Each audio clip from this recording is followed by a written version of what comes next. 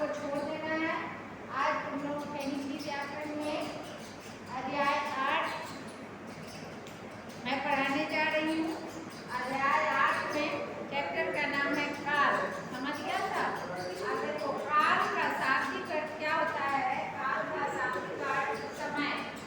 यहाँ पे काल का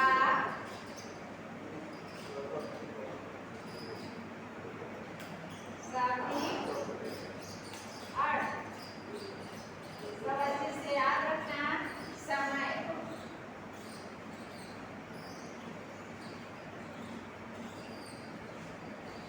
काल का शाब्दिक अर्थ क्या होता है। समय। अब देखो अब काल की परिभाषा को जानते हैं। ये सब जो क्रिया पाठ तुम लोग पढ़े हो तो उस क्रिया का सब आजू बाजू घूमने वाला उसका एक तत्व माना जाता है, भेद माना जाता है। और जो आदमी क्रिया अच्छे से पढ़ लेता है तो काल को भी अच्छे से समझ सकता है। इसमें कहीं कोई दिक्कत नहीं है। अगर क्रिया आप नहीं समझते हो तो काल भी समझना कठिन होगा। जो आदमी क्रिया को समझता है यानी काम को समझता है वही काल को भी समझता है। मान लो कि तुम किसी काम को करने जा रहे हो तो उस काम को तुमको आधे घंटे में खत्म करना है। तुम करते कितने में हो? 1.5 घंटे में। इसका मतलब कि उस काम को तुम करने लायक नहीं हो या करना नहीं चाहते। दो में से एक ही हो सकता है। तो इन सब चीज़ों को लेकर के व्याकरण में भी देखा जाता है, पढ़ा जाता है और पढ़ा जाता है, पढ़ाया जाता है। देखो काल की परिभाषा देखो। जिस शब्द से क्रिया के रूपांतर का मतलब कल भी बताई थी मैं कि परिवर्तन होता है। रूपांतर का समय तथा उसकी पूर्ण या अपूर्ण। पूर्ण और अपूर्ण का मतलब कि काम पूरा हुआ कि नहीं हुआ। ठीक है, दोनों चीजों का बोध होना है। काल समय में काम आपका पूरा हो रहा है कि नहीं हो रहा है। पूर्ण और अपूर्ण दोनों अवस्था का यानी समय का बोध होता है। उसे क्या कहते हैं? काल कहते हैं। अब इसका संक्षेप में एक परिभाषा मैं दी हूँ कि क्रिया के जिस रूप से कार्य के संपन्न होने यानी कि काम के पूरा होने या कार्य करने की समय का बोध होता है। आप किस समय किस काम को कर रहे हैं उसी को काल कहते हैं। आप यहाँ देखिए, वह खाता है, वह जा रहा है, वह खाता था, वह खा चुका था, वह खा रहा था। अब देखिए इसमें तीनों जो है काल मिला हुआ है। काल के मुख्य रूप से 3 भेद होते हैं। काल के मुख्य रूप से 3 भेद, वर्तमान काल, भूतकाल और भविष्य। अब इसमें इस उदाहरण में काल के अनुरूप तीनों काल का उदाहरण इसमें बताया गया है। वह खाता है, खाता है का मतलब अभी वर्तमान काल। खा रहा है ये भी वर्तमान काल। खाता था भूतकाल। खा चुका था ये जो है ये भी भूतकाल। खा रहा था ये आपका क्या हो जाएगा? भूतकाल में ही जाएगा। ठीक है, अब देखिए काल के भेद। अब काल के भेद में चलिए, काल के मूल रूप से 3 भेद अभी बताए हम। वर्तमान काल, भूतकाल, भविष्य काल। अब यहाँ सबसे पहले वर्तमान काल की परिभाषा को देखिए। क्रियाओं के निरंतरता को वर्तमान काल कहा जाता है। जो काम हम लोग निरंतर अभी कर रहे हैं, जो हमारे जीवन में अभी चल रहा है। अभी मैं कौन सी काम को कर रही हूँ? तुम लोगों को पढ़ाने का काम कर रही हूँ। तो ये मेरा क्या हुआ? वर्तमान हुआ। आप लोग पढ़ रहे हो तो आप लोगों का क्या हुआ? वर्तमान हुआ। ठीक है, तो जो काम अभी हम अपने साथ कर रहे हैं, अभी के समय में कर रहे हैं, अभी पूरा कर रहे हैं, वो वर्तमान काल है। ठीक है, अब यहाँ देखिए जैसे वह खाता है, वह खा रहा है, इस काल में क्रिया प्रारंभ हो चुकी होती है। अब और कुछ नहीं समझ में आता है कि इस लाइन को 1-2 बार पढ़ लेना, अपने समझ में आ जाएगा कि जिस काम को हम शुरू कर दिए हैं करने के लिए वो हमारा वर्तमान काल है। जिस काम को हम कर रहे हैं वह जो है वर्तमान काल में हो रहा है।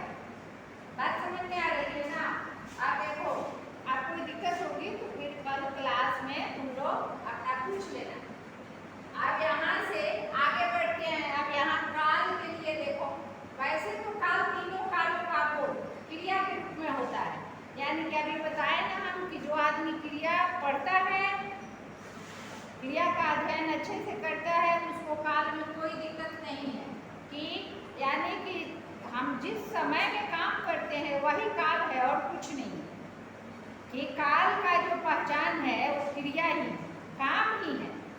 काल कुछ नहीं है, समय कुछ नहीं है। आप समय तब आपका पता चल रहा है जब आप काम को कर रहे हैं। आप काम ही नहीं कीजिएगा तो आपको क्या पता चलेगा कि हम कौन से समय में काम किए नहीं किए। अब देखो यहाँ नीचे, इसलिए संक्षेप में क्रिया के रूप भी काल कहलाते हैं। क्रिया का एक ऐसा रूप है जो काल के साथ तौला जाता है, समझा जाता है, बताया जाता है। अभी यही चीज मैं तुम लोगों को बता रही हूँ कि काल जो है क्रिया का एक अंग है, और जब आप काम करोगे और जिस समय में काम करोगे वही क्रिया का काल होगा। अब वर्तमान काल के भेद, सामान्य वर्तमान काल, तत्कालिक वर्तमान काल, पूर्ण वर्तमान काल, संधि के वर्तमान काल, संभाव्य वर्तमान काल। देखिए आप सब अभी सबका परिभाषा तो मैं नहीं लिखा सकती हूँ, लेकिन ऐसे मौखिक बता देती हूँ। अब देखिए यहाँ ये पहला आपका हुआ काल का पहला भेद, यानी कि वर्तमान काल। अब वर्तमान काल के ही केवल 5 भेद होते हैं। इस तरह से सबके अपने अपने अलग अलग भेद हैं। वर्तमान के भी अलग भेद हैं, भूत के भी अलग भेद हैं, और भविष्य के भी अलग भेद हैं। तो सबसे पहले हम लोग 1 नंबर में वर्तमान काल पढ़ रहे हैं, तो वर्तमान काल के भेद को पहले पूरा करते हैं। और यहाँ देखिए वर्तमान काल के भेद में आता है सामान्य वर्तमान काल। अब सामान्य वर्तमान काल का मतलब होता है कि जो काम आपका सामान्य रूप से, माने स्थिरता से, अब ऐसा नहीं कि भूचाल मचा करके उठाना है 5 किलो की टोकरी और उठा लिए 25 किलो की टोकरी लमड़ रहे हैं, ऐसा नहीं। यानी कि वह उसी काम को करना है जिसमें आप सक्षम हैं, और सक्षमता के साथ ही उस काम को पूरा करना है।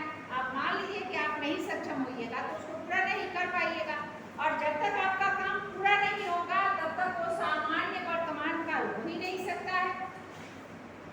तो सामान्य वर्तमान काल में यह बताया जाता है क्रिया के जिस रूप से क्रिया के वर्तमान में सामान्य रूप से कार्य संपन्न हो जाए, ठीक है, और कार्य के संपन्न होने का बोध हो, उसे क्या कहें, सामान्य वर्तमान काल कहते हैं।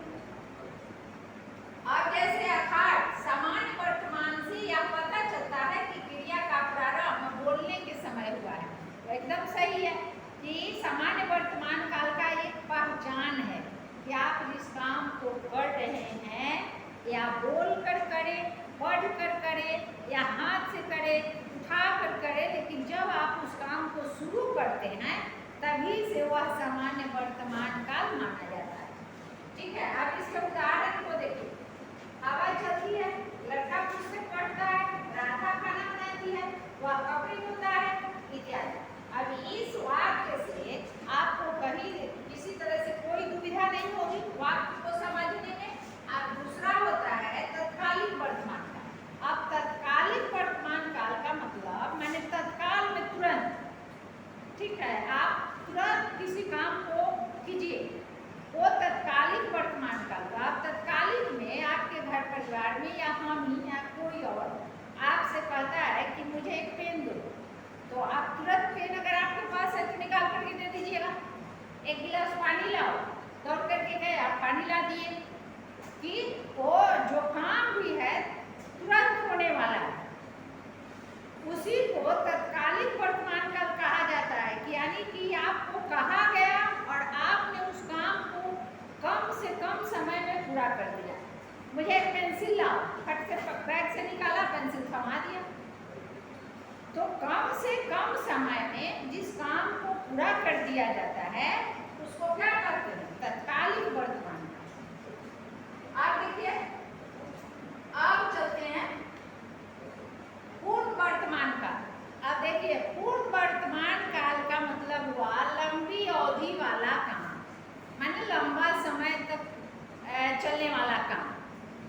अब पूर्ण अवधि, पूरी अवधि लगने वाली, जैसे आज हमने किसी काम को शुरू किया,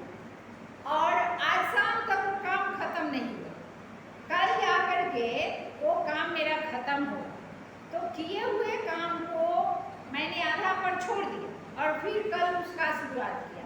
तो जहाँ से हम छोड़ करके गए थे वहीं से उस काम को प्रारंभ कर दिए, शुरू कर दिए, समझे ना। तो वो हो जाता है क्या, पूर्ण वर्तमान काल की कुछ लंबा समय लंबी अवधि के साथ जिसको क्या किया जाता है, पूरा किया जाता है, समझे ना। और उस लंबी अवधि के साथ पूर्ण किए गए कार्य को, यानी कि जिस समय में वह कार्य पूर्ण होता है, पूरा होता है, वो काम को पूरा किया जाता है, उसे पूर्ण वर्तमान काल कहते हैं। अब आता है 4 नंबर पर संदिग्ध वर्तमान काल। ठीक है, संदिग्ध का मतलब संदेह।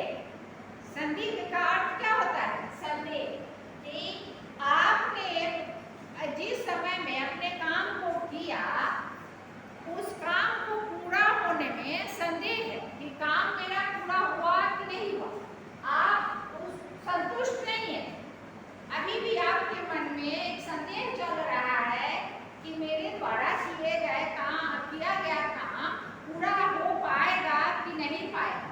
तो जो काम पूरा नहीं हो पाता है और जिसमें आपको असमंजस में मन रहता है कि मेरा काम पूरा होगा कि नहीं होगा, उसी को कहा जाता है संदिग्ध वर्तमान। अब संभाव्य का मतलब होता है संभावना। अब संदिग्ध का भी एक उदाहरण बता देते हैं कि अब संदिग्ध में एक उदाहरण ले लीजिए कि मान लीजिए कि मेरा भाई बाजार जाने वाला है, वर्तमान में है इसलिए है लगाएंगे, ठीक है, भूख में है नहीं। मेरा भाई बाजार जाने वाला है, मेरे चाचा जी आगरा जाने वाले हैं। अब इसमें संदेह है कि वे जाएंगे कि नहीं जाएंगे, कन्फर्म नहीं है कि चले ही जाएंगे। मैं खेलने जाने वाला हूँ, ठीक है, जाने वाला हूँ, लेकिन अभी तक मैंने गया नहीं। ये सारे वाक्य वर्तमान काल के हैं, इसलिए इसमें यानी कि संदेह है कि मैं जाऊंगा कि नहीं जाऊंगा। आप इस तरह से 5वें नंबर पर संभाव्य वर्तमान काल। संभाव्य का मतलब हिंदी में इसका अर्थ होता है संभावना, ठीक है, संभाव्य का अर्थ संभावना, यानी कि आज बारिश होने वाली है, तो आज बारिश होने वाली है तो नहीं भी हो सकती है, संभावना बनती है कि बादल लगा हुआ है और बारिश हो सकती है, लेकिन अभी तक बारिश हुई नहीं, ठीक है। तो इस तरह से ये संभावना जिस वर्तमान काल में, यानी किसी भी काम को करने की संभावना हो, संभावना प्रतीत हो, वह साफ ये नहीं दिखाई दे कि हाँ काम हो ही जाएगा इसी समय। तो जिस काम की संभावना बनती हो वर्तमान काल में, उसे क्या कहते हैं, संभाव्य वर्तमान काल कहते हैं। क्या कहते हैं, संभाव्य वर्तमान काल कहते हैं। आप इन 4-5 में से आपको सबसे पहले आपको सामान्य वर्तमान काल ज्यादा ध्यान से पढ़ना है कि क्रिया के जिस रूप से क्रिया के वर्तमान में सामान्य रूप से संपन्न होने का बोध होता है, उसे क्या कहते हैं, सामान्य वर्तमान काल कहते हैं।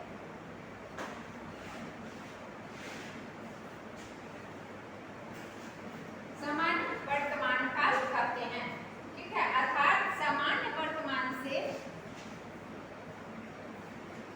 यह पता चलता है कि क्रिया का प्रारंभ बोलने के समय हुआ, ठीक है। जैसे हवा चलती है, लड़का पुस्तक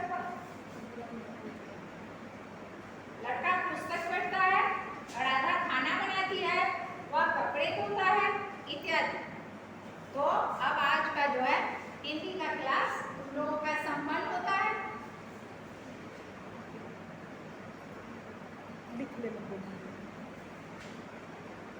अब कल फिर हम लोग मिलेंगे, तब तक के लिए बाय।